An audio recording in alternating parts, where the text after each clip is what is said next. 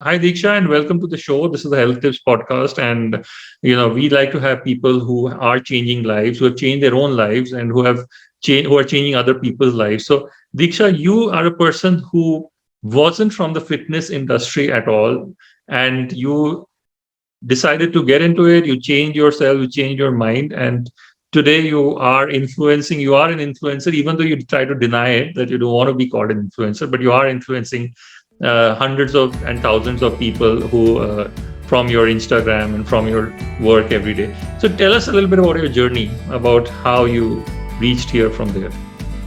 Thank you, Karan. Thank you for having me here.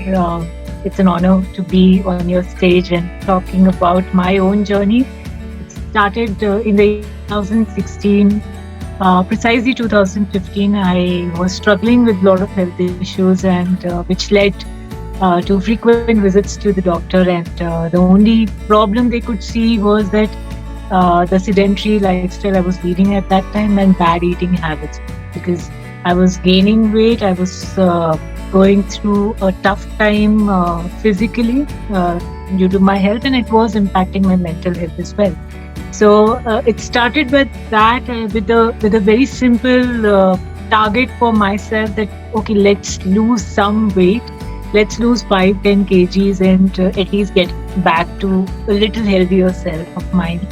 Uh, Looking back, and looking then back, what looking back, what were the things you the top five bad eating habits that you had, which you felt, and and how did you lose the first 5 kilos? Okay. So the worst habits I had was stress eating or emotional eating. Whenever I was stressed out of work or anything, I will just eat. Food was my comfort.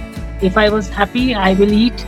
If I'm sad, I will eat. So this was the thing that was set in my mind, and I used to binge a lot on junk food. Everything that I do not recommend at this point of time to my clients, I used to do that. I used to eat unaccountably huge meals, and there was no space for workout. There was no basic functional training also, like walking or running also. I was not into exercise at all. And other than that, I think these are the basic two habits that if you have, you're not working out, you're not using your body physically, and you're eating just crazily without counting what you're eating, and without just even realizing, you just had a whole pizza and you should stop now. This leads to all the health issues. So this happened with me as well. I used to always think that, I'm working and I have a baby. I do not have time for exercise, and I'm hungry, so I need to eat. I need food, and this was my concept. And there were no fixed hours of food. There was no not even a fixed timing to eat my meals. There was no. I used to skip my breakfast because I had to rush for my work, and eventually you are hungry by the time you reached work, and then you will order something and you finish. A large meal. What were you working as at that time? I was heading an international school. It was a preschool new branch, so they gave me the center head position. So it was because it was a new setup. It was a stressful job also.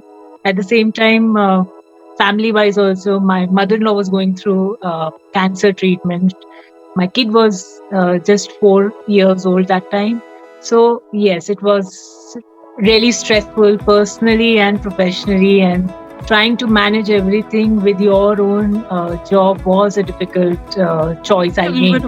Tell me about a little bit about your childhood. Like, were you very athletic in your childhood? What was your dad like? Tell me about your family, because I think that influences your choices in life, probably. I was a very active child and a teenager too. So I belong to a very small city. I don't know if you know, if you've heard about Jabalpur. It's a small city in MP. And my parents are still based there. And my mother is a teacher, and my father is a businessman. So I have finished my education, my schooling with my mother. I mean, the school where she was working, I did my entire 12 years of schooling there only. So being the daughter of a teacher, I was always, uh, you know, Trying to be the ideal child. not the ideal child, but always on the spotlight. And I was a brat. I was very naughty. I used to do everything which was not expected out of me. And but yes, she used to encourage me a lot to go and do a lot of extracurricular activities, just not studies. I mean, you should be good in education as well as, but it's very important to participate in extracurricular activities. And I used to ensure, I mean, she used to ensure that I am participating in sports and other extracurricular activities at the same time, and plus doing well in studies also. And I was an active child. I was very good at dancing. I was into scouts and guides. I did the national level camping as well, the stage, which where you represent your state at the national camp, and otherwise also debates and stuff like that. I used to represent my school. So yeah, because she used to push both me and my sister to do all these things. So maybe that led to having that confidence to face the world.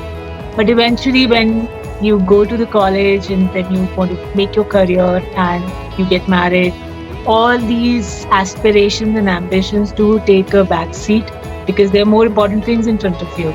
So for me, that shift after the marriage, after my health issues to what I am today wasn't very difficult. Personally, yes, I had some obstacles to overcome, but I knew somehow that I was prepared for this. I faced uh, stage or the world at a very early stage. So whatever way a child faces during those growing years, so it helped me to overcome my fears in a lot better way. So were your uh, was your husband and all, were they very health conscious? So my husband is in Indian Army. He's not a very fitness conscious, but yes, the profession demands him to be within their fitness range, and he's always been. Uh, Because uh, the reason I ask this is because a lot of people, I think they one of the challenges they face is the family. Because a lot of times, if you're in a family which is, okay, let's have a let's have a nice dinner in the evening, let's do, let's go out for dinner today, let's, uh, so the family environment is not something which makes a lot of uh, difference. Absolutely. induces you to stay fit, and it makes a big challenge. So like if you are going to be, say, partying, or you are expected to have, gossip and have a drinks party till 1 o'clock at night, then you're not going to be able to get up in the morning at 6 o'clock, 5 o'clock. And I've been very fortunate that way. So though my husband is not into fitness that much the way I am, or I became in the past, but he's been very supportive. If I said I will not cheat on my meals, he will never force me. In fact, if socially also somebody forces me, he'll come and uh, tell people on my behalf that don't force her. She will not have, or she will not enjoy. So that way, he's been very supportive. In terms of exercising also, probably he will not get involved as much as I do, but he will never stop me, or he will never create that kind of environment in the house that oh my god, you're exercising and you're missing the things you've that been you need lucky to do. that way, but there probably are a lot of people who are in families where, the say, one person, one lady, one person wants to get fit, but they're just like, Oh yes, oh, just have this not much, just oh, you're being such a. family, Karan. Not just family, your distant relatives, your social circle, everybody will try to pull you down and try to demotivate you that why you're doing this, or why you're not eating, or just one bite will not make a difference. That is like that, even I have faced, but you have to learn to say no. Learn to say no to people who do not matter to you, and make those people understand that how important it is. Those who are your family members, who are your close ones, who will understand the need to get fit. So I didn't have to explain this to my husband, because he understood that she's enjoying this and it is something which is very constructive. She's doing this for her health. So One thing he never. which I always like to which I always say, one of my phrases is that don't tell me what you want to achieve, tell me what you're willing to give up. Because I think Exactly. to achieve anything, you have to, if you can define that, okay, this is I'm willing to give up late nights, time with friends, XYZ. So what were the things which you had to give up? Did you ever miss out on something? Because So these are I mental was. challenges. Yes, yes, of course. So I was not a very big party animal or was not into um, alcohol and all. But yes, food wise, I was a big time. I still love food. I used to be a foodie. I never, counted calories or the nutrition of any of my plate before this transformation happened. So giving up on all those taste buds and things that you love and you've been always been eating was a challenge, and it has a lot to do with your willpower. Was it like something sudden, or was it over time? Were you convinced about this, or one day morning you just woke up and said, screw this, I want to like So, look good. Karan, I still have not given up, anything that I used to eat. It's just the mindful eating, and this happened very gradually.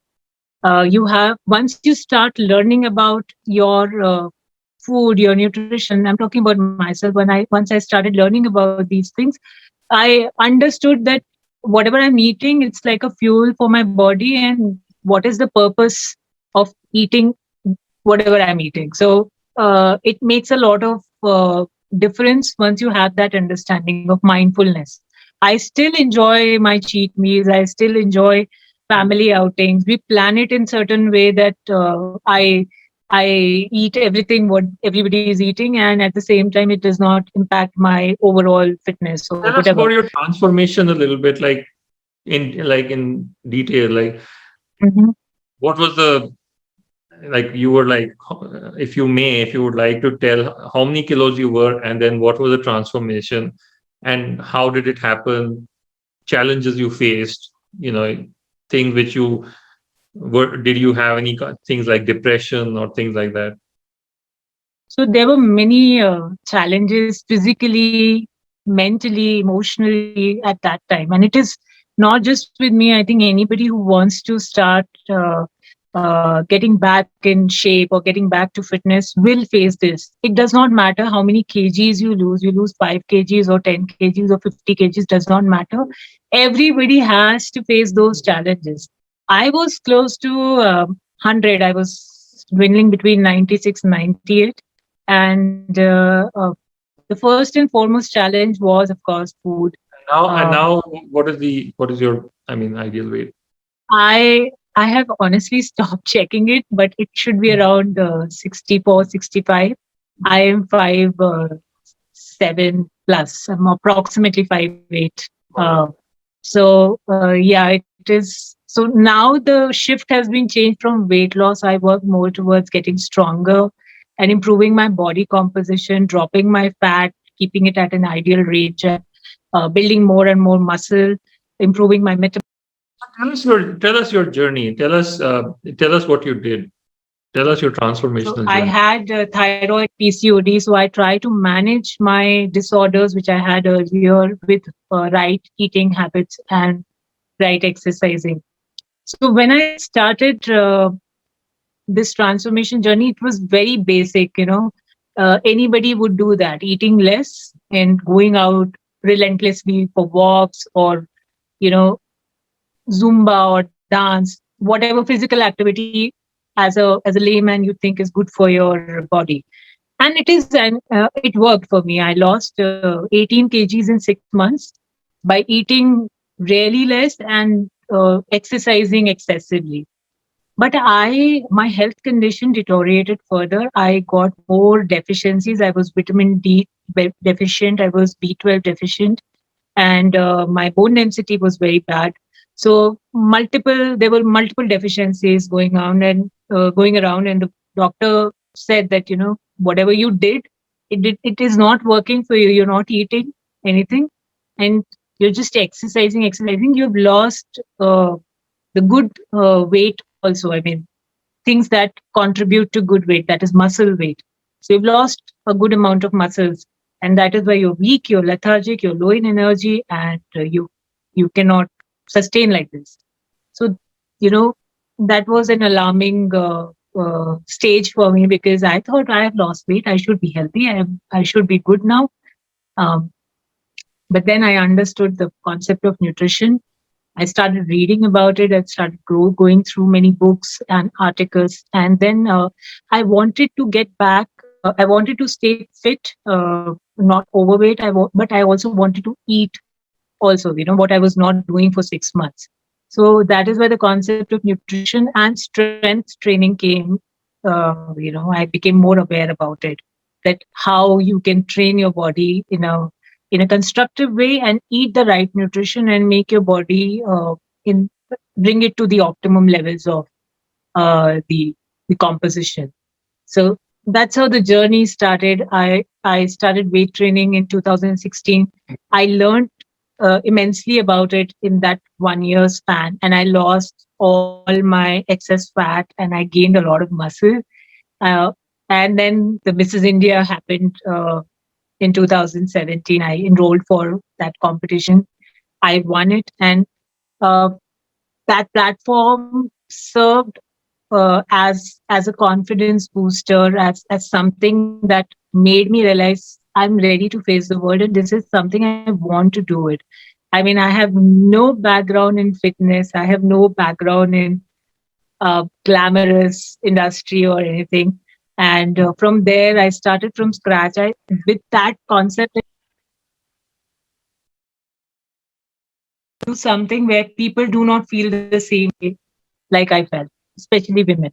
And I started posting a lot about it on Instagram, on my social media, and I saw an overwhelming response and started it as a Yeah, so tell us freelancer. about, you say you read so much, you did so much of research, and earlier you were just, which is the normal thing of going for Randomly, walks what and fitness and, talking overdoing to the thing. yeah, So, talking in as a well. nutshell, in a, what was the what was the synopsis of all that you read and all that what were you doing wrong? What would you like to tell people about that? So I was not eating practically. Forget about balancing your nutrition. I was not eating. So I used to skip my meals. And skipping meal is the biggest mistake anybody does when it comes to weight loss. And more than that, there is a concept of nutrition. There are macronutrients which are essential for your body. There are micronutrients that are essential for your body. Your body needs protein, carbs, fat, fiber. Your body needs all the vitamins and minerals for a proper smooth functioning. If you're not provide, and most of these nutrients are not produced in the system, it needs to be incorporated through food. That's why we need food. So if you're not giving that basic, fuel to your body, it will start showing the reflex. It will start showing those responses, and that is what happened with me. I used to skip my dinners. I used to just have a clear soup, a bowl of it, or just a bowl of boiled dal or some vegetables. Or I used to skip my breakfast, just a banana or any one fruit, and that's it. And that salad soup diet did not uh, serve me. Salad soups are important, but then there are other things that are also important for your body. So I didn't Considering know the this. considering the Indian diet, like what do you think? Like North Indian and South Indian, which are the good foods? Which are the bad foods? All food are good food. Our staples are really healthy. Indian diet is very carb centric diet, and carbs are good. They're a good source of energy. If you are into that kind of work schedule where there's a lot of physical work involved, you need to have carbs. If you are into something where you need to sit for long hours, like now, the current situation is it's lockdown. Everybody is working from home. So carbs are still important, but then you need to burn those calories, and along with carbs, other nutrients are equally important. So Indian diet, when I say, uh, it's very carb centric. Our basic meals have wheat or rice primarily, which are a great source of carbohydrates, simple carbs, and along with that, we take a lot of vegetables, seasonal vegetables, and fruits are also there. And then comes the legumes and lentils, the curries. One thing that I think we Indians oftenly miss is adding protein in our diet. West, where it's a very protein centric diet. They eat steaks and a lot of meat in every meal. Indians, we do not eat. If you're a non-vegetarian, you do not eat non-veg every day. We will not add eggs every day. We will stick to our light breakfast like poha, idli, and upma and stuff like that, or paratha for that matter. And non-vegetarian curries or food is like once a week occasional dish. So this is where we oftenly miss on adding protein in our diet. And I think if you're not a non-vegetarian or you're not very keen on eating meat or non-vegetarian food every day, there are simple ways of adding vegetarian protein also in your diet, like mixing two to three different lentils or legumes together and cooking it, or adding paneer and dairy in your diet, everyday diet. So this is what I do. I just balance our regular meals with my clients, and I balance their regular meals, and I try to make it a complete nutritionally rich meal for them. So they do not go really off track diet wise. They're eating what they've grown up eating and still getting results, getting better with their health conditions. So you think protein is something which you should have every day? There should be protein in the That's diet. a macronutrient that will help you to build muscle. Muscle means strength and better metabolism. And we all want to get strong, and especially times like these, your immunity and your internal strength is all that is saving us from such a, such a stressful time health wise. So I'm sure those who have been eating mindfully all these years have been benefited And with the what do you, naturally. in terms of the whole diet game, the whole fitness game, I think is more of a mind game, and Yeah. than anything else. I mean, saying no, saying, being disciplined, everything, getting up in the morning. Uh, what are the most common things that your clients find challenging, and how have you been able to overcome them? Like, what are the most common mental concerns? Is You said it yourself. The challenges of saying no, or just refusing what people are offering to you, or what you are making for others and you cannot eat. So that challenge is more of willpower, and it's more psychological, and it totally depends upon how badly you need it. If you is think your depression fitness related to goals, food? sorry, Is depression related to food? I would not be the right person to comment on that. But yes, if you are going through certain mental health issues, you will always fall back on food. Food is a very big, um, a factor where you try to take out your stress on. You are like, I used to do this when I was not into fitness. You're happy, you will eat food. You're sad, you will eat food. You're stressed out, you will eat food. That's how our brain functions. Brain does not know that Diksha wants to lose weight. How According do to you brain, choose the ideal amount of how do you choose the ideal amount of food? so it depends upon person to person. Everybody's body composition, health, height, weight, gender determines what is your nutritional requirement. But yeah, I mean, it depends. It's very different. My food requirement is not going to be same as yours. So uh, I think talking to an expert, that's what people like me are doing. We are trying to tell our clients that this is your nutritional requirement and this is how you can achieve it. But then there are a lot of easy ways over the net, if you are ready to do some research on yourself, to find out what is your basal metabolic rate, and how many calories you need, and from where those calories needs to be sourced, how many calories or nutritional value, NV we call it, is there in rice or bread or eggs or chicken. So that is there. You can frame your own diet if you're ready to do the research. If you do not have time, or You want What an are the what expert, are the you good what are the good resources that you have come across on the net?